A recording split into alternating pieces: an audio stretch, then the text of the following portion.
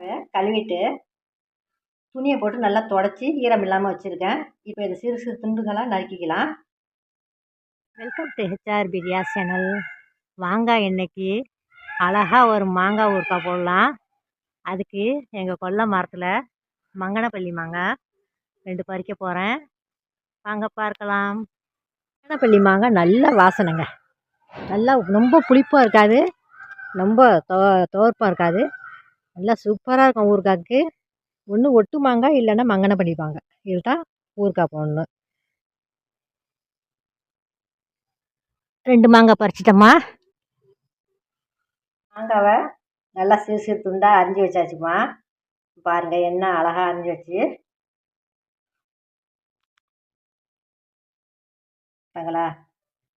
இது நல்லா எல்லா சாதத்துக்கும் தொட்டுக்கலாம். எல்லா வெஜிடபிள் பிரியாணி, சாம்பார் சாதம் எல்லாத்துக்குமே சாப்பிட்டுக்கலாம். சூப்பராக நறுக்கி வச்சாச்சுமா. இது எல்லா சாதத்துக்கும் சாப்பிட்லாம். பருப்பு சாதம், வெஜிடபிள் சாதம் எல்லாத்துக்குமே. ஊறுகாய் இல்லைனாக்கா அறுசுவை உணவில் ஒரு ஊறுகாவும் அதுக்கு நம்மளுக்கு தேவையானது. இது 6 மாதம் ஆனாலும் கெட்டு போகாது. நல்லா சூப்பராக செய்யலாம். அதுக்கு ஒரு மசாலா தயார் பண்ணிடலாம். பாருங்க, அதில் உள்ள வேஸ்டேஜை எடுத்துட்டேன். சுத்தமாக மாங்காய் சீயாச்சு. பார்க்கலாம் வாங்க. ஒரு மசாலா ஒன்று தயார் பண்ணிடலாம். கடாயை அடுப்பில் வச்சு சூடு வந்தோன்னம்மா அதில் கொஞ்சம் வரமல்லி சேர்த்துக்கோங்க. சும்மா ஒரு டேபிள் ஸ்பூன் தான். 2 மாங்காய் தானே, இதுக்கு இது போதும். இதோட கடுகு ஒரு ஸ்பூன் அதே சேர்த்துக்குங்க. இந்த கடுகு போட்டால் தான் நல்லா மணமாக இருக்கும். இது ரெண்டும் நல்லா பொரிஞ்சு வரட்டும். கடுகு நல்லா வெடிக்கணும். இதோட கொஞ்சமாக வெந்தயம், 1/2 ஸ்பூனு. இதில் கொஞ்சமாக சீரகம் ஒரு 1/4 ஸ்பூன் தான். இந்த மாங்காய்க்கு உள்ள மசாலா மட்டும் நான் செய்கிறேம்மா.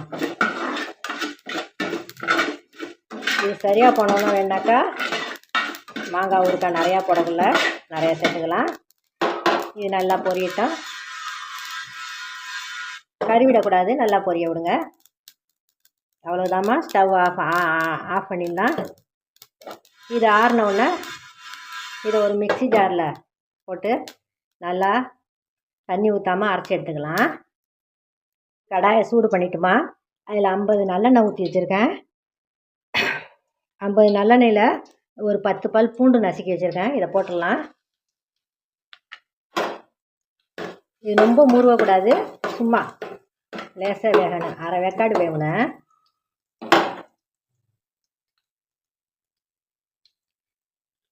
அதுலேயே பெருங்காயப்பொடி சேர்த்துடலாம்.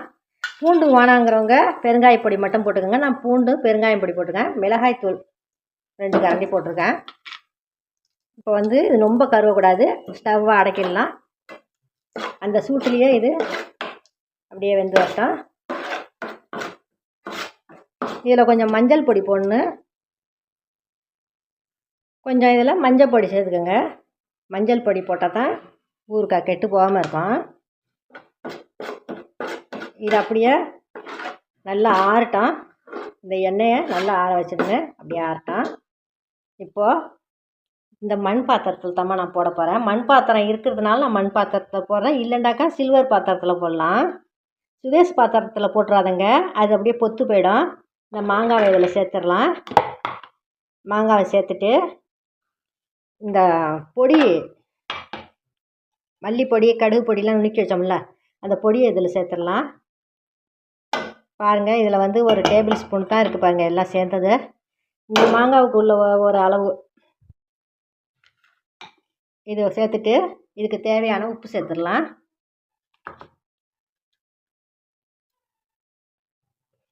பத்தலைன்னா சேர்த்துக்கோங்க. ஒரு கல் கூட வந்தால் தான் ஊறுகாண்டா நல்லாயிருக்கும். இப்போது ஆறின எண்ணெயை இதில் சேர்த்துடலாம். அந்த ஆறின எண்ணெயை இதில் சேர்த்து இதை நல்லா கிளறி விட்டுடலாம். இதை அப்படியே கிளறி விட்டுட்டு மேலே ஒரு துணி போட்டு கட்டிட்டு 3 நாளைக்கு வெயிலில் வைக்கணுமா. உடனே வந்து பாட்டில் அள்ளி வச்சிடக்கூடாது. இது 3 நாள் வெயிலில் வைக்கணும். சரிங்க, நல்லா கலர்ட்டு காட்டுறேன் பாருங்கள். மாங்காய் நல்லா ஒரு 100 கிராம் எண்ணெய் செஞ்சுச்சுமா. நான் ஒரு 75 கிராம் மாதிரி தான் ஊற்றினேன். அப்புறம் ஒரு 25 கிராம் ஆக மொத்தம் 100 கிராம் எண்ணெய் சென்றிருக்குமா அந்த 2 மாங்காய்க்கு. இது அப்படியே வெள்ளை துணி போட்டு மூடி காலையில் வெயிலில் வச்சிருந்தேன். 3 நாளைக்கு வெயிலில் வச்சு எடுங்க. எடுத்துகிட்டு பார்க்கலாம் எப்படி இருக்குண்டு. இப்படி ஒரு துணியை போட்டு மூடி நல்லா ஒரு கவரை போட்டு ஓரத்தில் கட்டிடுங்க. ஏதாவது ஒரு சணல் நார் கவரை போட்டு கட்டிடுங்க. கட்டிட்டு 3 நாளைக்கு வெயிலில் வைங்க. மண் பாத்திரம் இல்லைன்னு கவலைப்பட வேணாம். மண் பாத்திரம் இல்லைண்டாக்கா சில்வர் பாத்திரத்தில் செய்யுங்க. என்கிட்ட இருந்ததுனால மண் பாத்திரத்தில் செய்கிறேன். சில்வர் பாத்திரத்தில் செய்யுங்க. அது கரெல்லாம் பிடிக்காது, நல்லாயிருக்கும். இது காஞ்ச உடனே பார்க்கலாமா. வாங்கம்மா பார்க்கலாம். ஊறுகாய் சாப்பிடாதவங்க யாருமே இருக்க மாட்டாங்க. இன்னும் ஊறுகாய்ன்னு சொன்னாவே நாக்கில் எச்சி ஊறும். அதுபோல் கமகமன் மணத்தோட நல்ல சுவையோட ஒரு ஊறுகாய் மாங்காய் போட்டு ஊறுகாய் தயாரிச்சிடலாம். வாங்க பார்க்கலாம். 3 நாள் வெயிலில் காய வச்சாச்சுமா. மாங்காய் எப்படி இருக்குதுன்னு பார்க்கலாம் வாங்க. பார்த்தாங்களா, நல்லா எண்ணெய் விட்டு நல்லா சுருங்கி இருக்குது பாருங்கள். பார்த்தாங்களா, எண்ணெய்லாம் மேலே வந்துடுச்சு. அவ்வளோத்தாம்மா. 3 நாள் காய வச்சு ஒரு கண்டெய்னரில் அடைச்சிடலாம்.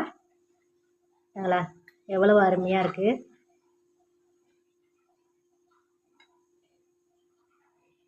பாருங்கம்மா, இந்த டப்பாவில் வந்து 3/4 டப்பா இருக்குது பாருங்கள். இது வந்து எங்களுக்கு 2 மாதத்துக்கு போதுமானது. இதை மாதிரி நீங்களும் செஞ்சு வச்சுக்கோங்க. ஃப்ரிட்ஜில் வச்சாக்கா 6 மாதம் இல்லை கெட்டு போகாமல் இருக்கும். மாங்காய் சீசனில் இதை மாதிரி வாங்கி இது மாதிரி செஞ்சு ஸ்டோர் பண்ணி வச்சுக்கோங்க. இந்த வீடியோ பிடிச்சிருந்தா லைக் பண்ணுங்கள், ஷேர் பண்ணுங்கள். சப்ஸ்கிரைப் பண்ணாதவங்க சப்ஸ்கிரைப் பண்ணுங்கள். இன்னொரு வீடியோவில் சந்திக்கிறேம்மா. நன்றி, வணக்கம். வாங்கம்மா, இன்றைக்கி அருமையான ஒரு மாங்காய் ஊறுகாய் தாளிச்சு போட்டுடலாம். மசாலா ஊறுகாய் பாருங்கள், எவ்வளோ சூப்பராக இருக்குது. இது ஃப்ரிட்ஜில் ஸ்டோர் பண்ணி வச்சுக்கலாம். இதை மாதிரி நீங்களாம் ஊறுகாய் போட்டு ஃப்ரிட்ஜில் ஸ்டோர் பண்ணி வச்சுக்கோங்க. வாங்க வீடியோக்குள்ளே போகலாம்.